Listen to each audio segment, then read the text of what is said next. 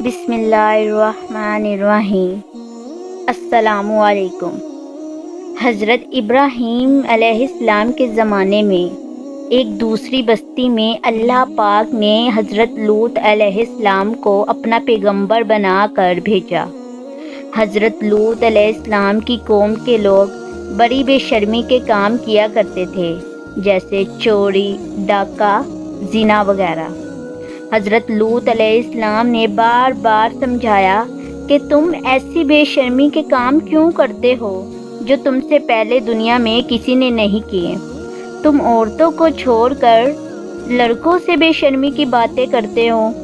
ان کی قوم والوں کو اور کوئی جواب نہیں آیا تو کہنے لگے کہ لوط اور اس کے گھر والوں کو اپنے گاؤں سے نکال دو، یہ بہت پاک بنتے ہیں۔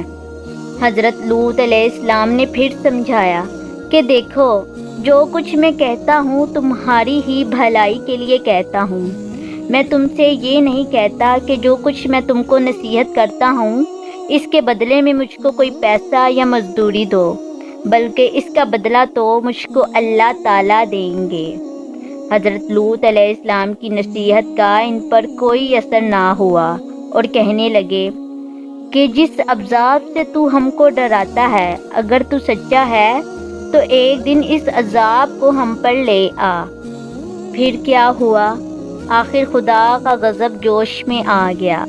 اللہ نے فرشتوں کو خوبصورت لڑکوں کی شکل میں حضرت لوط علیہ السلام کے مکان پر بھیجا۔ حضرت لوط علیہ السلام نے جب لڑکوں کو دیکھا تو بہت غمگین ہوئے کہ یہ لڑکے میرے پاس مہمان آئے ہیں اور میری قوم کے لوگ ان کو پریشان کریں گے۔ کہنے لگے، آج کا دن میری مشکل کا دن ہے۔ حضرت لوط علیہ السلام کی قوم کے لوگوں نے خوبصورت لڑکوں کو ان کے گھر پر دیکھا تو دوڑتے ہوئے آئے، کیونکہ یہ لوگ پہلے ہی سے برے کام کرتے تھے۔ حضرت لوط علیہ السلام نے ان سے کہا کہ اے میری قوم، خدا سے ڈرو اور میرے مہمانوں کے بارے میں میری عزت خراب نہ کرو۔ تم میری لڑکیوں سے شادی کر لو، کیا تم میں کوئی بھی بھلا مانس نہیں ہے؟ وہ بولے کہ تم کو معلوم ہے کہ تمہاری بیٹیوں کی ہم کو ضرورت نہیں ہے، جو کچھ ہم چاہتے ہیں وہ تم کو معلوم ہے۔ حضرت لوط علیہ السلام نے کہا، کاش مجھ میں تمہارے مقابلے کی طاقت ہوتی یا میں کسی مضبوط قلعے میں ہوتا۔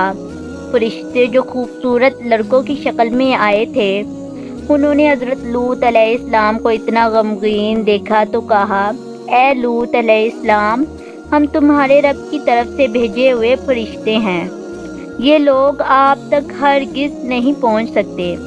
آپ رات کے اندھیرے میں اپنے گھر والوں کو لے کر اس بستی سے چل دیں اور کوئی شخص پیچھے مڑ کر نہ دیکھے، مگر اپنی بیوی کو چھوڑ دینا، کیونکہ وہ کافر ہے اور جو آفت اس بستی پر آنے والی ہے اس پر بھی پڑے گی۔ اس بستی پر صبح کے قریب اللہ کا عذاب ہوگا۔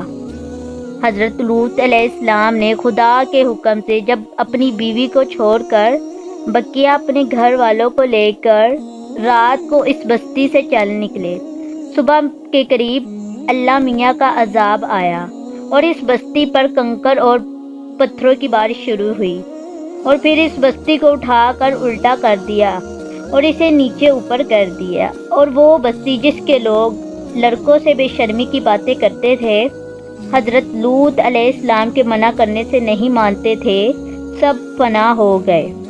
یہ تو تھی ان کی دنیا میں خرابی، اور دوزخ کا عذاب اللہ تعالیٰ کے ہاں جا کر ملے گا، وہ علیحدہ۔ خدا تعالیٰ ہم سب کو ایسی بے شرمی کی باتوں سے محفوظ رکھے جس کی وجہ سے اس قدر عذاب آیا کہ زمین کو بلند کر کے الٹا پلٹ دیا۔